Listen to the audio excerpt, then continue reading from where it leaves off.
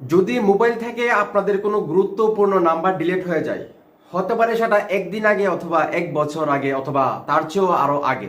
যদি সেই নাম্বারটা খুবই গুরুত্বপূর্ণ হয় এবং ইনস্ট্যান্ট আপনাদের দরকার পড়ে সেই নাম্বারটি, তখন আপনারা কি করবেন? নো টেনশন, আমি তো আছি। 1 মিনিটের ভিতরে কিভাবে সেই নাম্বারটি খুঁজে পেতে পারেন আপনার নিজের মোবাইল থেকে, সেই পথটা আমি বলে দিচ্ছি আপনাদেরকে। তার জন্য আপনাদেরকে অবশ্যই মোবাইলের সিটিং অপশনে যেতে হবে। সিটিং অপশনে যাওয়ার পর স্ক্রলিং করে একটু নিচের দিকে আসবেন। আসার পর একটি অপশন পাবেন গুগল অপশন। গুগল অপশনের ভিতরে যখন আপনারা ক্লিক করবেন তখন আরো একটি অপশন আসবে অল সার্ভিস। আপনারা তখন অল সার্ভিসের ভিতরে ঢুকবেন। ঢোকার পর একটু নিচের দিকে নামবেন। নামার পর আরো একটা অপশন দেখবেন যেখানে লেখা আছে রিস্টোর কন্টাক্ট। তখন আপনারা রিস্টোর কন্টাক্টে ক্লিক করবেন।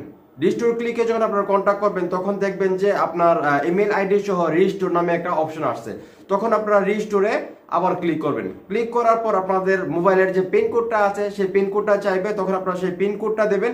পিন কোডটা দেওয়ার পর কনফার্ম করবেন। তখন কিন্তু আপনার সেই যে নাম্বারটা ডিলিট হয়ে গেছে ভুলবশত, সেই নাম্বারটা কিন্তু আবার আপনার কন্টাক্ট যে লিস্ট আছে সেখানে কিন্তু রিস্টোর হয়ে যাবে।